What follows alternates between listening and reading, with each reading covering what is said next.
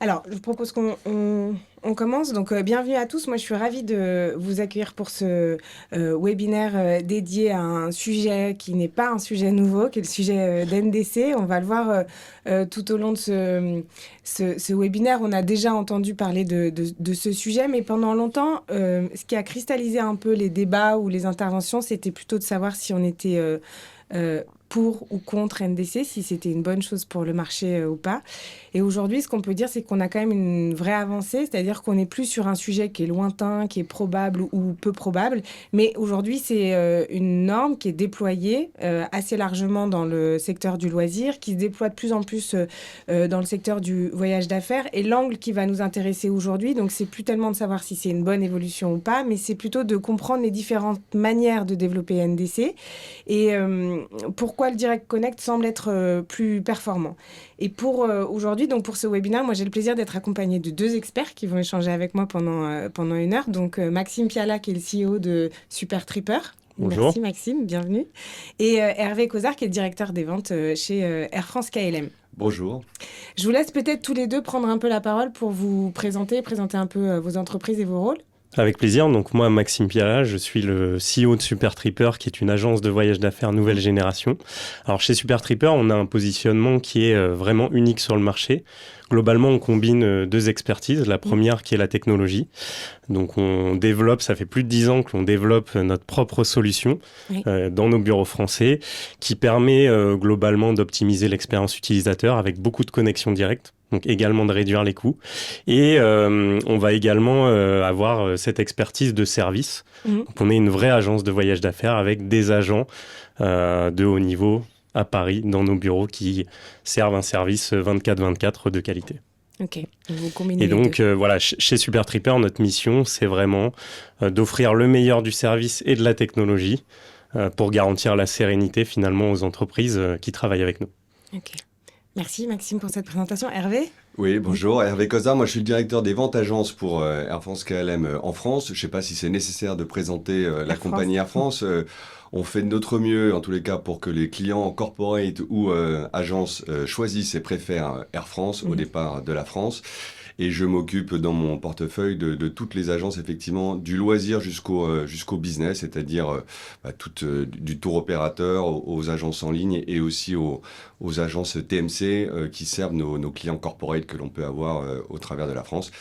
Et bien sûr, voilà, on est, vous l'avez sans doute suivi, une compagnie qui a beaucoup investi, notamment dans la premiumisation et dans le service à nos clients pour offrir le meilleur à nos clients français. Alors Hervé, peut-être juste on va reposer un peu, alors sans rentrer dans le détail et faire un cours magistral sur NDC, parce que c'est plus le moment, mais peut-être qu'on peut quand même rappeler un peu les grands principes d'NDC, de ce que c'est.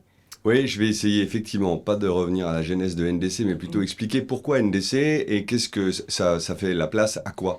C'est-à-dire qu'il faut rappeler que dans l'industrie aérienne, on était jusqu'ici avec des systèmes qui dataient des années 70-80. On a tous connu Edifact via les GDS.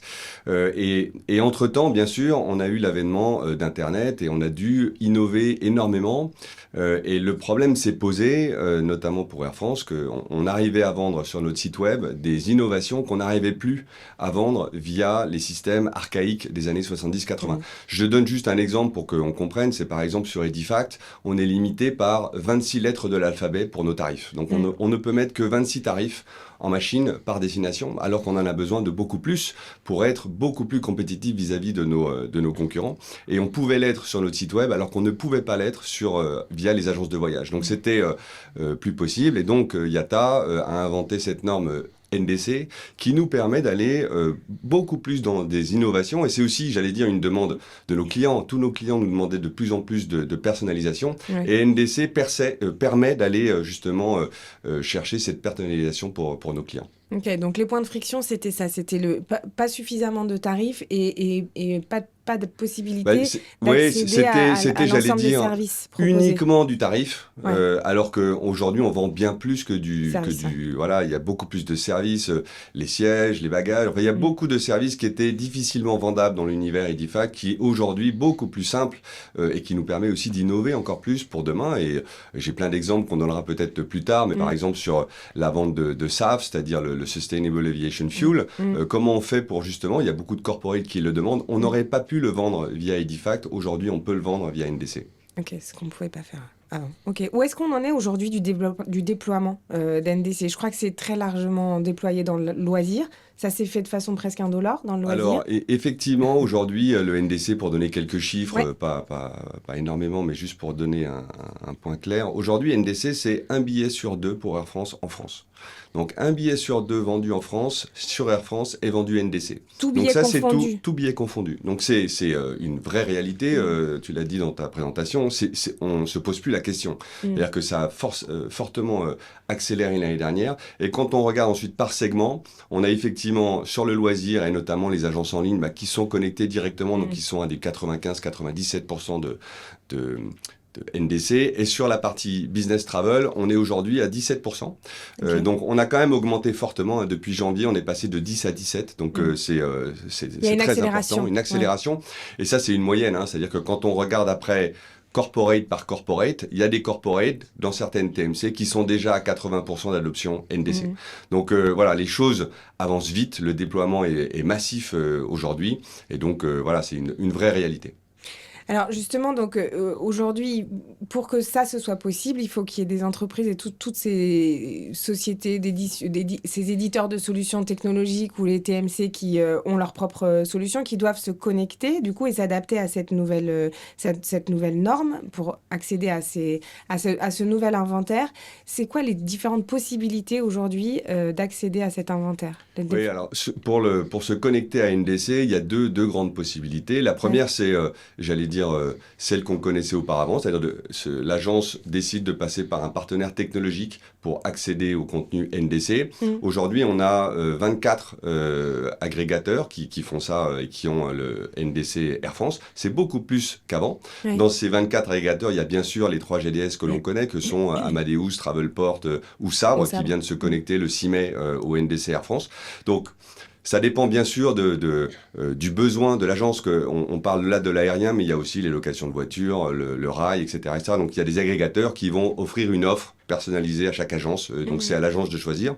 Et la deuxième possibilité, c'est des agences qui décident d'aller se connecter directement à notre lien API, qui est juste là où se trouve le NDC. Donc ces agences qui ont fait un choix technologique, c'est-à-dire pour s'éviter un intermédiaire et pour permettre d'avoir un accès direct dès qu'un développement, de ne pas être, j'allais dire, tributeur d'un calendrier de développement des agrégateurs. Lui peut avoir accès directement aux nouveautés que Air France va sortir sur son NDC et va pouvoir les mettre à disposition de ses corporates. Donc c'est un investissement technologique important. Et voilà les deux méthodes, soit via l'agrégateur, soit en direct, en se connectant effectivement sur l'API d'Air France. Ok. Maxime, vous êtes en plein là-dedans, donc justement une société à la fois techno et service, et donc du coup j'imagine que vous êtes face à des compagnies aériennes qui permettent pas de se connecter toutes de la même manière, vous êtes obligé de vous adapter, vous utilisez ces deux façons?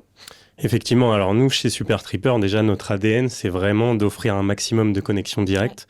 L'intérêt de tout ça, que ce soit sur l'aérien ou les autres prestations, c'est vraiment de supprimer les intermédiaires, ce qui va permettre à SuperTripper techniquement d'être plus compétitif, plus rapide, de pouvoir maîtriser sa roadmap et finalement d'aller plus vite sur la technologie. Et le deuxième point, c'est bien évidemment la compétitivité au niveau des prix, puisque forcément quand vous supprimez des intermédiaires, vous êtes plus compétitif au niveau des prix et donc on va supprimer tout ce qui peut être surcharge ou frais d'intermédiaire.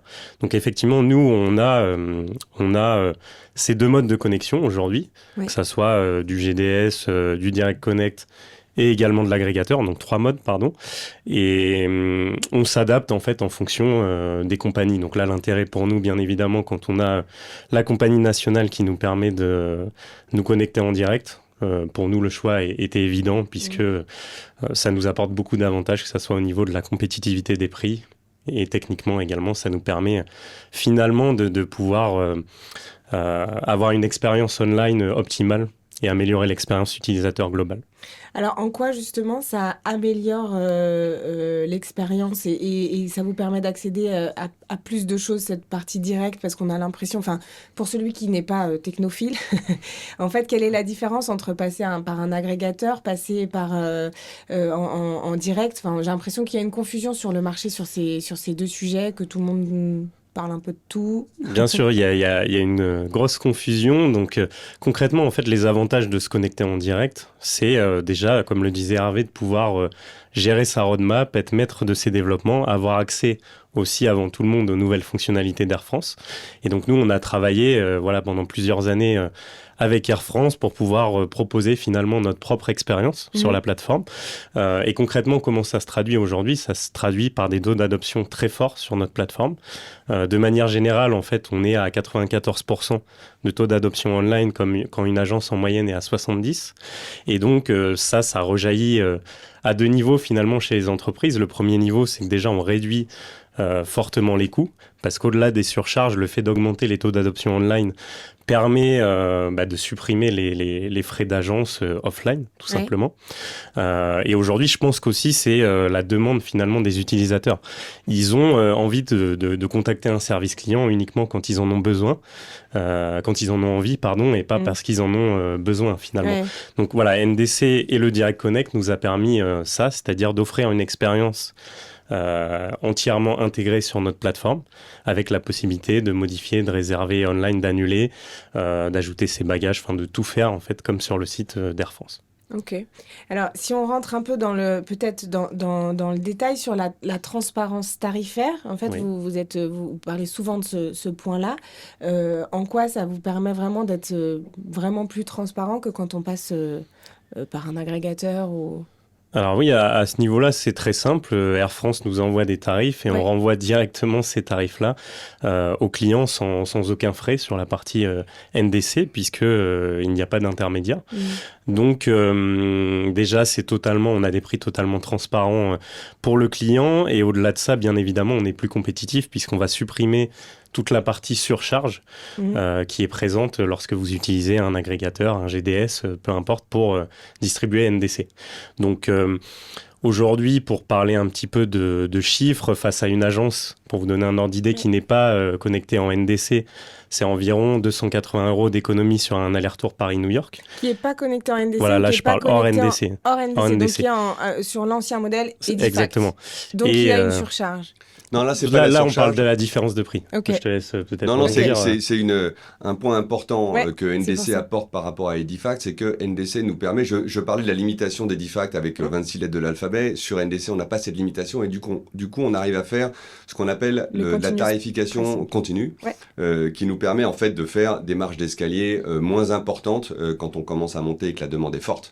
Et du coup, effectivement, comme le mentionne Maxime, on peut arriver à des différences tarifaires de l'ordre de 280 €, de 250-300 sur du long courrier business. Donc, c'est une économie réelle pour le corporate en question. Ça, c'est hors surcharge. C'est-à-dire que c'est vraiment entre Edifact et ce que NDC apporte. Voilà. Et après, j'allais rebondir sur l'avantage concurrentiel finalement qu'offre le Direct Connect face à toutes les agences qui sont connectées via des agrégateurs ou des intermédiaires. Donc là, en fait, ça va permettre tout simplement de supprimer toute surcharge. Donc globalement, pour parler concrètement, d'être plus compétitif de l'ordre de 3 à 5 € en fonction des agrégateurs et des GDS sur un aller-retour. Sur un aller-retour. Voilà. Donc, bien évidemment, c'est pas négligeable si on a du volume derrière. Dans un contexte contraint comme aujourd'hui, où on cherche encore des économies. C'est ça. C'est le nerf de la guerre aujourd'hui. Et au-delà de ça, bien évidemment, on a toutes les économies qui viennent du fait que les utilisateurs utilisent beaucoup plus la plateforme et gèrent l'intégralité de leur voyage sur la plateforme. Aujourd'hui, on n'a pas envie de contacter un service client pour modifier ou annuler une réservation, sauf bien évidemment quand on n'a pas accès à son PC ou à son téléphone. Et ça devient très rare. C'est la deuxième chose que ça permet, c'est effectivement... il y a toute cette transparence tarifaire, et après il y a tous ces services. Donc dans les services, parce que ça paraît peut-être simple pour quelqu'un en disant mais en fait annuler un billet, je devrais pouvoir le faire. En fait c'est pas si simple que ça de pouvoir le faire soi-même quand on est un collaborateur d'une entreprise par exemple. Et là aujourd'hui NDC le facilite. C'est ça que vous dites. C'est ça. Alors surtout sur la partie modification qui était effectivement très très complexe. Sujet de point de friction. Voilà, très complexe sur la partie GDS chez beaucoup de compagnies qui n'étaient pas du tout disponibles. Même.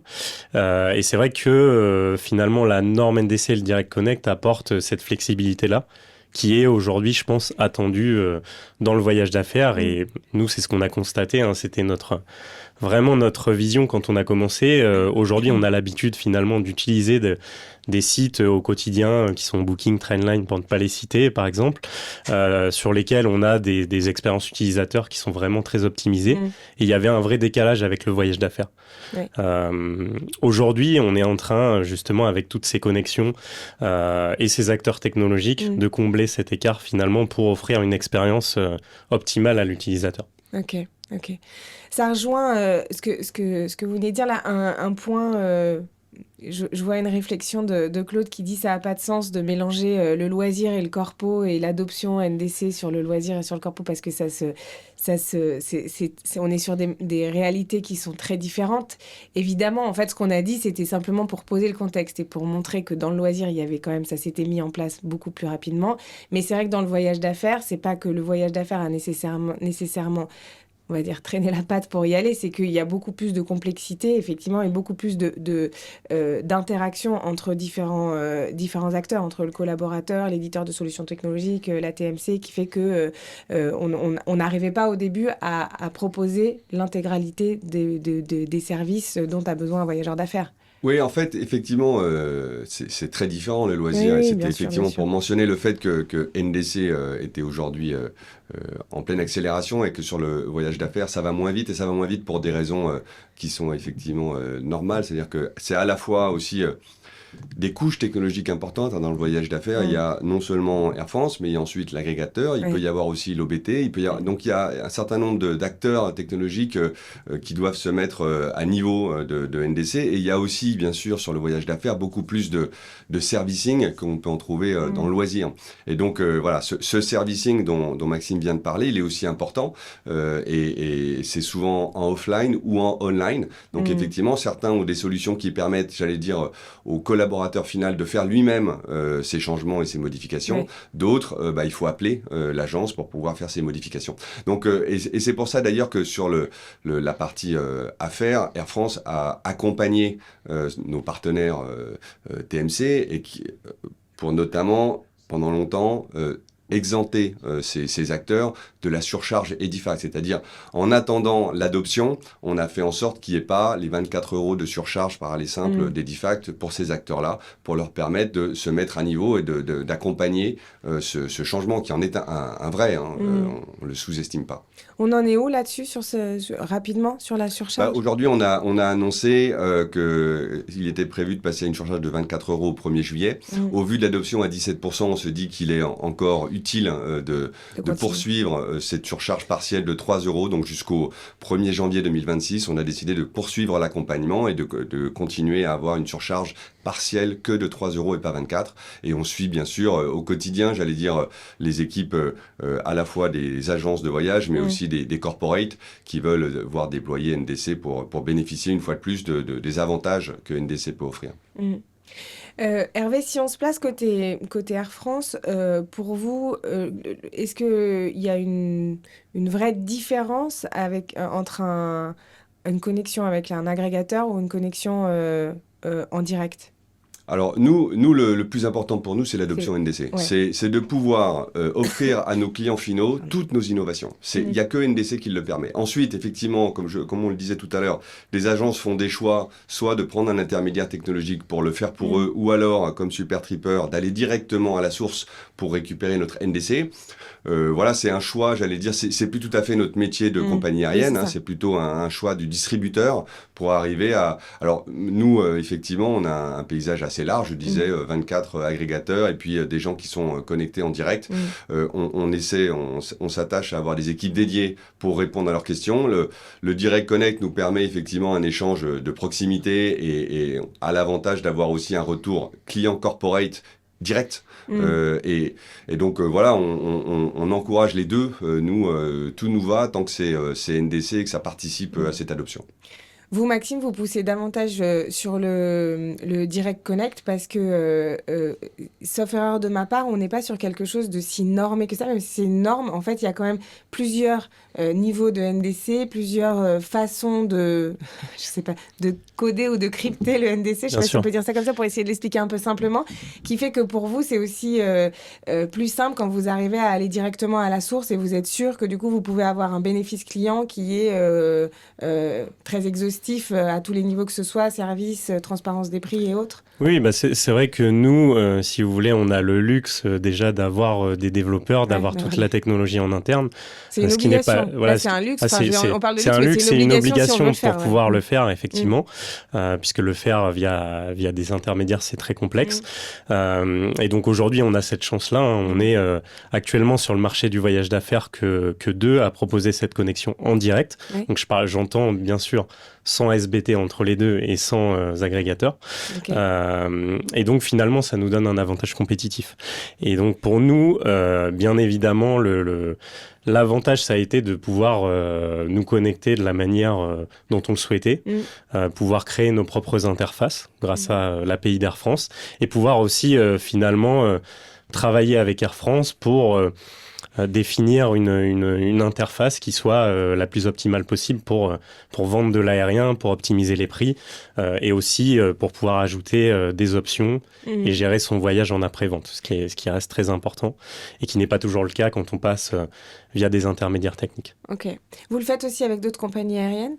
On le fait avec d'autres compagnies aériennes. Alors, on a à la fois des connexions et de manière générale, d'ailleurs, sur toute notre plateforme. On a à la fois des connexions directes avec nos fournisseurs. Quand on le peut, particulièrement pour les gros fournisseurs chez nous, on essaie d'être en direct sans intermédiaire pour garder cet avantage compétitif. Et on a aussi, bien évidemment, on travaille aussi avec les GDS, avec des intermédiaires techniques lorsque les fournisseurs ne sont pas forcément connectables en direct avec leur propre API, ce qui est aussi un luxe côté Air France, puisqu'il faut forcément avoir une équipe de développeurs aussi du côté de la compagnie, ce qui n'est pas toujours le cas. Ok. On va rentrer peut-être un peu dans le détail sur les bénéfices clients pour vraiment bien comprendre qu'est-ce que tout ça apporte. Mais je voulais vous poser la question côté équipe, parce que vous avez dit au début dans la présentation que vous aviez une partie vraiment très tech, une partie très service. Bien sûr. Est-ce que justement le fait d'aller comme ça en connectivité directe aide aussi vos conseillers clients à être plus performants, à apporter plus de services à leurs clients? Bien sûr. Alors nous, c'est vrai qu'on a pendant longtemps entendu qu'NDC ne fonctionnait pas de la part des agences de voyage. Moi, je peux clairement vous affirmer le contraire, puisque depuis que l'on a connecté NDC, on a tout simplement optimisé notre taux online. Donc comment ça se traduit en fait côté service? On a finalement moins de demandes d'après-vente, puisque l'utilisateur peut gérer lui-même l'après-vente. Et côté équipe, on a bien évidemment intégré aussi cette API à notre back-office, qui est développé également en interne. Et ça nous permet finalement d'aller plus vite sur les modifications et les échanges par rapport à la norme de base. Ok, pardon, je suis désolée, je m'étouffe. Ok. Est-ce que vous pouvez nous partager tous les deux quelques chiffres, quelques retours chiffrés à la fois quanti et peut-être qualitatifs sur justement cette adoption? Oui, alors nous, globalement, on a gagné du point de vue après-vente et online, on a gagné à peu près 5 points de online depuis le passage en Direct Connect. Et du point de vue service client, c'est à peu près, je dirais, 2-3 minutes de gagné par intervention. Okay. Voilà, donc c'est quand même non négligeable. Ça nous permet aussi finalement d'intégrer tout le flux de facturation, aussi de l'optimiser. Et donc, si on ajoute bout à bout tout le temps gagné, effectivement, c'est un vrai succès. Et je pense que c'est clairement l'avenir aujourd'hui. On ne pourra pas se passer de NDC et de connexion directe quand on peut le faire, puisque c'est quand même un avantage unique. Ok. Hervé, quelques chiffres? Moi, les chiffres, je ne vais pas les répéter. C'est-à-dire qu'on a une adoption qui croît fortement, et notamment sur des corporates, je le disais, qui étaient aujourd'hui à 80-90% de taux d'adoption dans leur au quotidien de leur voyage, ce qui démontre une fois de plus que tout ça fonctionne. Et peut-être souligner les bénéfices. On parlait tout à l'heure de la tarification continue qui permet des économies non négligeables pour les corporates, mais il y a aussi dans les innovations qu'on peut permettre, je disais, NDC amène des innovations qu'on n'aurait pas pu avoir sur Edifact. Et si j'illustre ça, c'est par exemple, on a ce qu'on appelle des groupements, des bundle seats ou bundle SAF, c'est des groupes de un tarif plus un service. Et si je prends l'exemple du bundle extra SAF, celui-là est intéressant notamment on a des exemples avec des corporates chez nous. Sur notre site web aujourd'hui, on offre la possibilité pour les clients une contribution volontaire, c'est-à-dire que elle est fixe, c'est-à-dire que c'est sur le long courrier 10% de SAF qu'on peut acheter, mais c'est fixe. Sur NDC aujourd'hui, pour un corporate qui lui nous demandait d'aller plus loin, c'est-à-dire que pour lui il avait envie d'avoir un pourcentage de réduction de CO2 plus important pour sa boîte. Et donc, il a décidé, on l'a fait ensemble sur NDC, d'aller beaucoup plus loin et de rendre cette contribution plus importante de SAF. Et donc, NDC nous permet d'aller au-delà de ce que offre le web et d'aller jusqu'à 100%, par exemple, s'il le décide. Hein, c'est bien sûr à chaque fois la politique de voyage de l'entreprise. Et on est en mesure là aussi de le personnaliser à chaque entreprise. Donc c'est j'allais dire, un des avantages forts de NDC, c'est qu'on peut vraiment arriver à une personnalisation à la fois des services, parce que je parle là du SAF, mais il y a aussi la possibilité, par exemple, de commander son repas en business, de précommander son repas en business. Ça aussi, c'est un vrai plus pour le collaborateur. C'est la possibilité d'acheter des accès salons. C'est des choses qu'on ne savait pas faire sur Edifact. Donc, c'est beaucoup de petites choses qui sont des plus pour le client qui, aujourd'hui, est en demande d'avoir dans son voyage un voyage qui lui correspond. Ça fait plein de plus, mais on peut comprendre qu'effectivement, ça peut être aussi un peu déstabilisant pour un secteur qui a été habitué à vendre et à proposer des transactions d'une simple manière, on va dire ça comme ça. Et là, tout d'un coup, ça ouvre un champ des possibles, mais qui va peut-être me donner la place d'ailleurs. Alors oui, alors il faut pas faire peur avec ça. Hein. C'est-à-dire que, et je le répète, c'est toujours dans la politique voyage décidée avec le travel manager du corporate. C'est-à-dire qu'il ne s'agit pas pour Air France de forcer la vente d'ancillary à des collaborateurs qui n'en voudraient pas et qui dépasseraient la politique voyage. Oui, ça a été une des craintes à un moment, de se dire voilà, mais tout d'un coup, c'est pour ça que je le répète, c'est que nous, on applique bien sûr la politique voyage que le travel manager nous demande. Mais c'est juste de dire que l'éventail de possibilités, effectivement, s'élargit et c'est au profit du collaborateur final. L'objectif, j'imagine, du corporate, c'est aussi d'avoir le collaborateur qui arrive à destination full of energy et qui peut faire ses réunions en pleine forme. Quoi. Enfin, et donc, tous ces services supplémentaires vont le lui permettre. Ok. J'ai quelques questions, je vous les pose. Je suis en connexion directe avec Air France depuis le début de l'année et nous avons toujours des bugs concernant les modifications des tarifs NDC. Qu'en est-il exactement ? Alors, c'est une question spécifique où il me faudrait... parce que, alors, il peut arriver des bugs. Je ne vais pas dire que tout va bien parce que ça c'est trop facile. On a depuis l'année dernière déjà Support Team qui est une équipe dédiée pour notamment les agences de voyage qui est disponible 24/24, 7/7, à la fois par téléphone sur une ligne gratuite mais aussi en chat, ce qui est un avantage compétitif non négligeable. C'est-à-dire que l'agent de voyage peut en même temps qu'il a le collaborateur en ligne chatter avec nous pour résoudre le problème. Donc je ne vais pas vous dire que ça n'existe pas, ça peut arriver, mais aujourd'hui, on a encore une fois des clients qui sont à 90-95% de NDC, donc ça montre que ça fonctionne, qu'il peut y avoir quelques problèmes à la marge. Mais en tous les cas, on n'a pas de vague d'appels, tout va bien sur NDC. Voilà. Okay. Et on avait aussi des appels sur Edifact, hein, c'est-à-dire que voilà, le système était aussi parfois, il y avait des bugs, il y avait des choses qui ne marchaient pas. Voilà, c'est un peu, voilà, comme dans tout système, il peut y avoir des bugs, mais on a fait en sorte d'avoir une ligne directe, gratuite, 24/24, 7/7, parce que bien sûr, en général, les problèmes arrivent le dimanche ou les jours fériés, et donc on est là. Ok, Maxime ?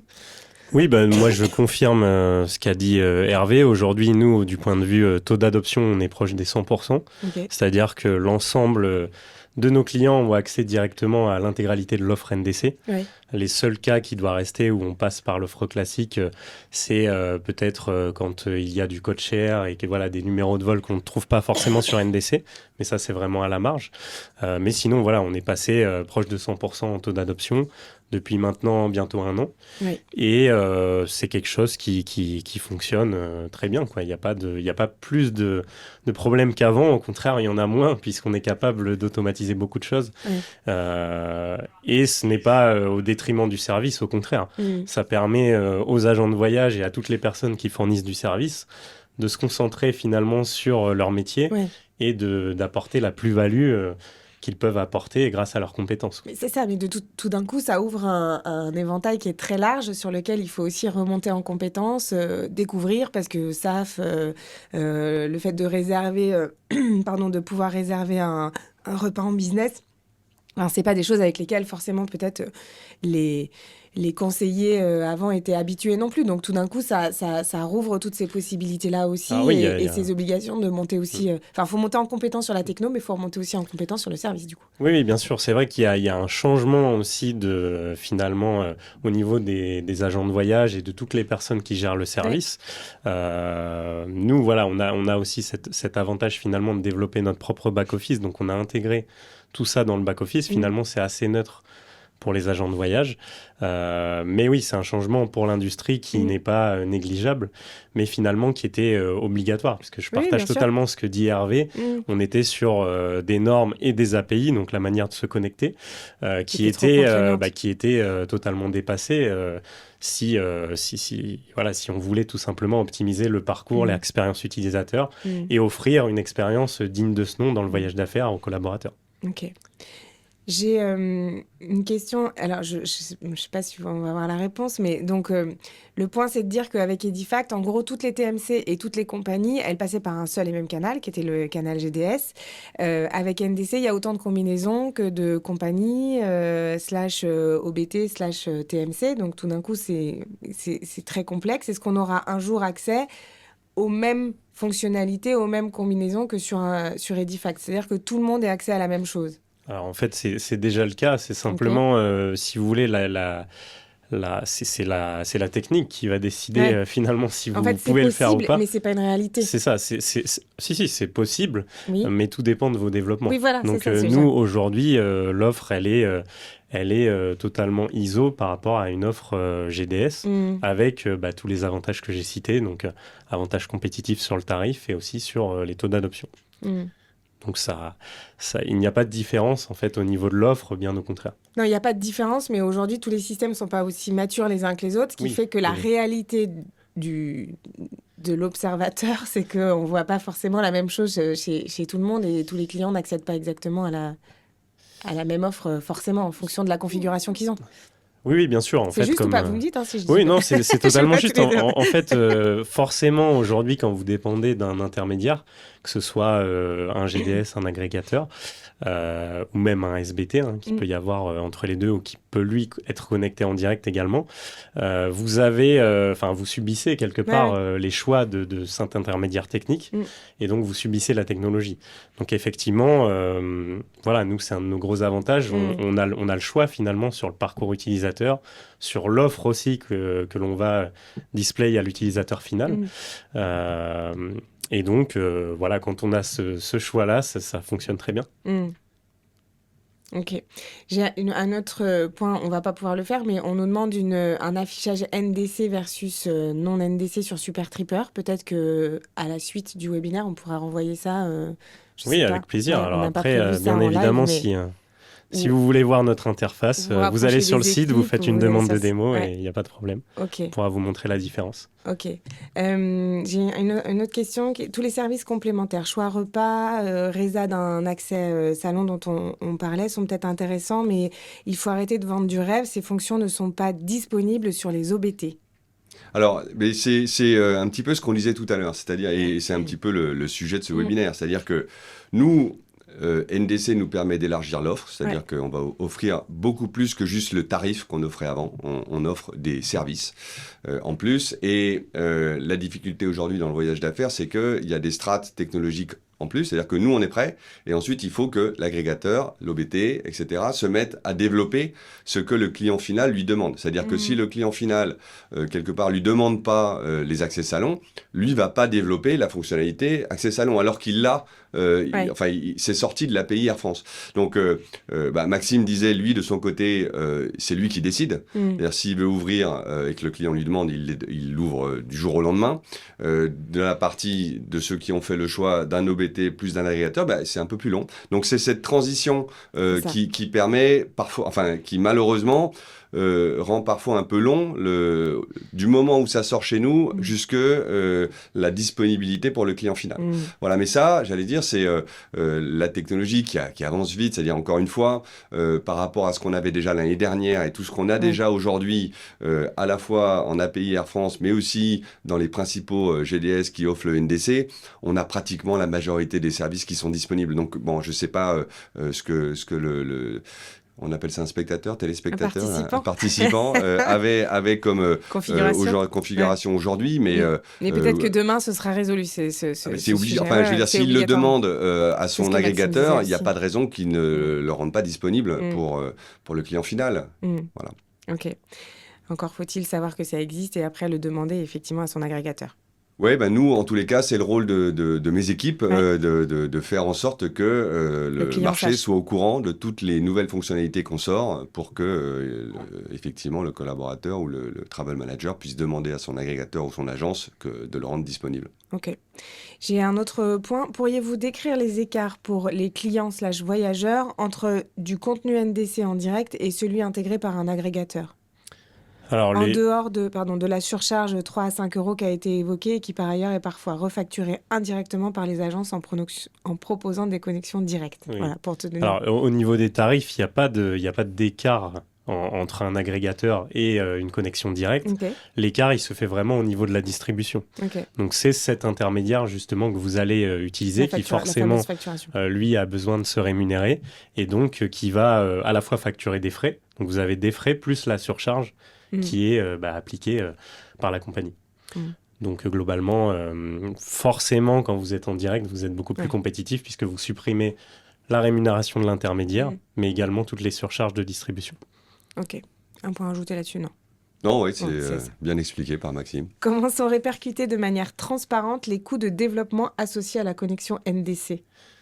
Alors, nous, il n'y a pas de répercussion. Nous, finalement, c'est un avantage concurrentiel. Donc, c'est la prise de risque pour c'est une prise de risque pour avoir au final un avantage. Donc, il n'y a pas de, on réimpacte pas les frais de développement à nos clients. Bien évidemment, on se rémunère comme toute agence, mais il n'y a pas de frais spécifiques pour réimpacter les développements.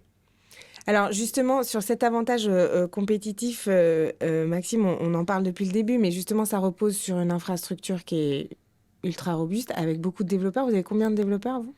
Nous, on a à peu près une vingtaine de développeurs qui travaillent depuis une dizaine d'années sur la plateforme. Sur NDC, c'est un peu plus récent, donc on a commencé à peu près en 2023. On est live depuis 2024. Donc voilà, il y a eu... toute une phase de discussion déjà avec Air France. Et nous, sachant que chez Supertripper, on a toujours défendu vraiment l'emploi français, le fait d'avoir aussi toutes les équipes en France, d'avoir zéro intermédiaire, d'avoir zéro équipe externe. Voilà. On était très fiers de pouvoir avoir cette confiance d'Air France et de commencer ces développements. Donc après, c'était vraiment une longue phase. C'était quoi les plus gros défis, justement, que vous avez rencontrés techniquement ? Alors, les plus gros défis, c'était de réussir à intégrer finalement du Direct Connect dans un flux finalement qui intègre différents modes de connexion. Qui ne sont pas que donc direct. Avoir une seule interface avec toutes les options, mais qui va pouvoir aussi intégrer du GDS pour les compagnies qui ne sont pas en Direct Connect, de l'agrégateur, et finalement que ce soit neutre pour l'utilisateur. Après, le deuxième défi, c'était vraiment de réussir à profiter de cette connexion directe pour créer l'interface ultime. Donc ça, on s'est beaucoup appuyé sur les équipes Air France. Et d'ailleurs, je tiens vraiment à remercier Air France pour sa confiance, puisque on a travaillé main dans la main, on a réussi à créer une interface qui est clairement meilleure que ce qu'on pouvait avoir avant. Ouais. Et on le voit dans les chiffres, dans les résultats auprès des utilisateurs. Justement, Hervé, sur comment est-ce que vous accompagnez ces acteurs qui disent voilà, je veux aller en direct avec vous? Comment vous structurez cet accompagnement? Nous, on a en centrale des équipes dédiées. Oui. Donc, il y a une équipe dédiée pour SuperTripper qui va être l'interlocuteur unique pour avoir tous ces échanges avec les développeurs dont Maxime parlait et pour s'assurer que la connexion au quotidien, elle fonctionne et dès qu'on a des retours, donc c'est, j'allais dire, de façon quotidienne, hebdomadaire, dès qu'il y a quelque chose que, par exemple, SuperTripper veut développer ou que nous, on a une nouveauté à mettre en place, ça nous permet aussi d'avoir un retour assez direct avec ces acteurs. Donc, c'est très intéressant pour nous, très enrichissant pour être sûr que ce qu'on développe et ce qu'on va développer demain va intéresser les agences, mais aussi surtout les collaborateurs des corporates que SuperTripper peut avoir ou que d'autres peuvent avoir, quoi. Donc c'est un lien personnalisé pour chacun des agences, toutes les agences qui se sont connectées en direct avec l'API et qu'on a aussi avec les agrégateurs qui sont connectés avec nous, y compris avec Amadeus, avec Sam ou Travelport. Et ensuite, tous les deux, une fois que vous avez, votre collaboration et que vous avez avancé dans vos développements, comment est-ce que vous accompagnez les entreprises, les travel managers, les acheteurs pour justement éduquer un peu ce marché à cette compréhension? Parce qu'on sent qu'il y a quand même, moi je trouve, depuis qu'on entend parler d'NDC, beaucoup de craintes qui ne sont pas toujours hyper bien fondées, en fait, qui sont surtout fondées sur une méconnaissance. Et donc, comment est-ce que chacun à votre niveau, vous travaillez avec le marché et les corpos? Je pense que c'est effectivement une conduite du changement non négligeable à mener. Qu'on sous-estime tout le temps. Et j'allais dire, quelque part, le travel manager, il ne devrait pas savoir que ça s'appelle NDC, que ça s'appelle Edifact. C'est-à-dire qu'on parle beaucoup de technique, alors que nous, on essaie juste de dire on va pouvoir vous distribuer beaucoup plus de choses qu'avant. Et normalement, ça devrait contenter vos collaborateurs et ça devrait répondre à vos besoins parce que c'est justement une personnalisation qu'on a tous en tête et qu'on veut tous. Et c'est aussi, comme l'expliquait très bien Maxime, c'est aussi le besoin du collaborateur d'avoir une interface et une expérience client qui ressemble à toutes les autres interfaces qu'il peut connaître sur son smartphone. C'est-à-dire où il fait des clics, il change, il revient en arrière, etc. C'est-à-dire qu'effectivement, dans le business travel, on avait des choses qui étaient auparavant très archaïque. Là, on est sur une conduite du changement, donc c'est compliqué. On est passé par expliquer la technique. Je suis pas sûr qu'on a bien fait d'expliquer la technique. On aurait mieux fait, mais bon, parfois il fallait aussi expliquer pourquoi, parce qu'il faut reconnaître aussi que NDC à ses débuts marchait moins bien qu'Edifact. Donc c'était compliqué de dire on vous apporte quelque chose qui va être mieux, mais plus tard. Donc aujourd'hui, on est quand même beaucoup plus serein dans le fait qu'on arrive à un système qui fonctionne et qu'on est prêt maintenant à apporter des innovations qui vont faire que ça va être mieux que le système d'avant. Voilà, c'est donc bon, ça a mis du temps. Je crois que tout le monde a eu ses torts. Voilà, on est peut-être allé trop vite. On a sous-estimé cette conduite du changement qui nécessite aussi des investissements technologiques. Et la technologie, c'est jamais plug and play. Hein. C'est aussi des développeurs, des gens qui doivent s'adapter à une nouvelle norme. Et c'est vrai, vous l'avez exprimé aussi. Toutes les compagnies aériennes ont parfois un NDC un peu différent parce que chacun a préparé ses produits, parce que chacun a son marché national qui parfois a des besoins différents d'un autre marché. Donc voilà, les choses sont en train de vraiment se mettre en ordre de marche aujourd'hui. Et vraiment, c'est cette adoption qui croît fortement. Aujourd'hui, je pense que le collaborateur et le travel manager se rendent compte déjà des économies qu'ils réalisent en passant au NDC. Et c'est souvent comme ça, hein, c'est-à-dire une fois qu'on réalise les économies, on y va de façon plus facile. Hein. Et c'est aujourd'hui aussi, beaucoup d'agences utilisent leur adoption NDC dans des RFP, c'est-à-dire dans des appels d'offres en disant, chez moi, grâce à mon NDC, j'ai des tarifs qui sont plus compétitifs que d'autres agences qui sont encore Edifact. Et c'est vrai, hein, parce qu'aujourd'hui, sur NDC, on a le continuous pricing, on a des tarifs beaucoup plus compétitifs. Voilà, et pour rebondir sur ce que disait Hervé, je pense qu'effectivement, l'accompagnement ne devrait pas être un sujet, puisque ça dépend vraiment du prestataire technique, finalement. Mais quand on réalise une intégration, en tout cas en bonne et due forme, de NDC ou via le Direct Connect ou non d'ailleurs, c'est totalement neutre finalement pour l'utilisateur final. À la limite, la seule chose sur laquelle il faut travailler, c'est bien faire comprendre suite à cette intégration aux utilisateurs qu'ils peuvent maintenant modifier, annuler online, Ouais. ce qui va se traduire par vraiment beaucoup d'économies pour l'entreprise, puisqu'elle ne fera plus appel à l'agence pour des choses aussi basiques. Donc plus de frais à ce niveau-là, au niveau du offline. Mais voilà, pour moi, en fait, c'est pas un sujet. Nous, on est passé du système en fait Edifact à NDC Direct Connect. Il y a à peu près 1 an, c'était un on-off quoi concrètement. Ouais. Et en fait, on n'a pas eu besoin d'accompagner nos clients puisque l'interface reste une interface de voyage compréhensible. Donc après, il y a tout un travail d'expérience utilisateur, mais finalement, ce que vous avez derrière, que ce soit l'API, la norme, tout ce que vous voulez, c'est pas un sujet quand Alors on travaille ça ça. me semble comme ça logique, effectivement, sur la partie prix. Et comme on a du continuous pricing, effectivement, on peut faire davantage d'économies. Et le fait que on accède à 26 ou 46 ou 78 ou 88 tarifs quelque part, effectivement, ça peut ne pas être le sujet du client. Ce qu'il faut, c'est qu'il ait le bon prix qui lui correspond au bon moment, voilà, sur le bon canal. Par contre, sur toute la partie personnalisation dont on parlait tout à l'heure, il y a quand même un sujet d'accompagnement. Parce que quelque part, le marché ne maîtrise pas nécessairement tout ce qu'il peut faire. Alors, sur la partie, effectivement, qu'il soit éclairé sur le fait qu'il puisse tout d'un coup modifier, supprimer Bien sûr. tout seul, oui.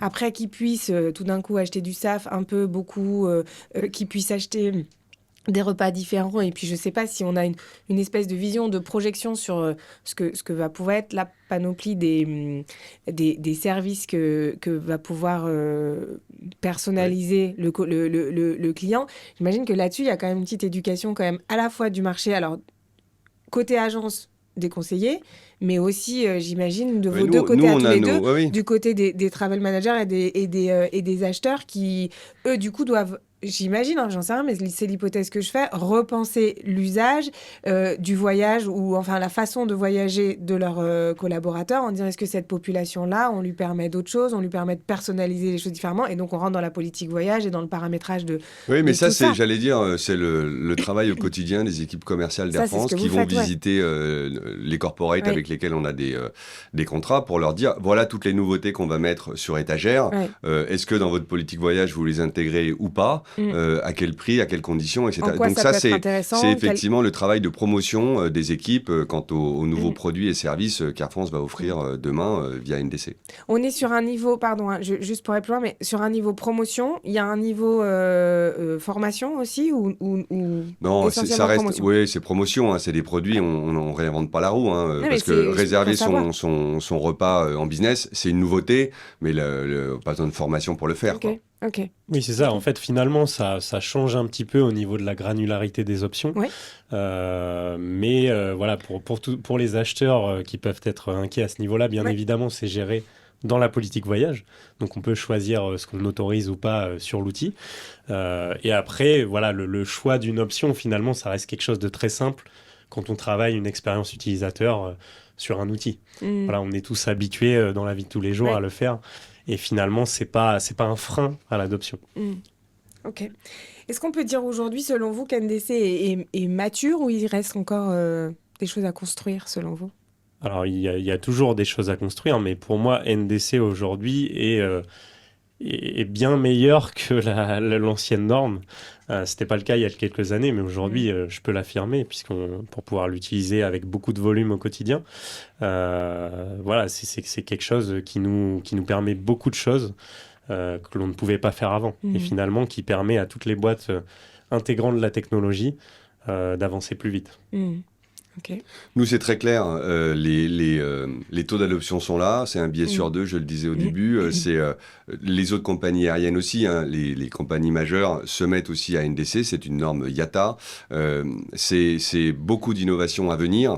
Donc oui, c'est aujourd'hui mature. Ça fonctionne. Encore une fois, il y a des clients corpo qui sont à 80-90%. Donc ça fonctionne au quotidien avec ces clients-là. Donc voilà, on est dans le déploiement, dans la conduite du changement toujours. Nous, Air France, on décide une fois de plus d'accompagner et de poursuivre avec nos partenaires cet horizon, mais tout le monde est clairement sur NDC, ça fonctionne. Les clients qui sont à 80-90%, c'est des clients qui sont depuis toujours très online? Alors, il y a effectivement ce débat entre online, offline. Quand l'interface est bien faite et que le collaborateur peut tout faire sur la partie online, on imagine bien que c'est plus simple. C'est à la fois plus simple pour le collaborateur d'être en autonomie. C'est aussi moins coûteux pour le corporate qui n'a pas à payer de frais s'il doit appeler ou avoir une intervention offline. Donc, ouais, c'est... clairement le online qui gagne. Voilà. Qui est plus simple. On arrive à la fin, donc si vous avez des questions, n'hésitez pas à les poser, qu'on n'en oublie pas.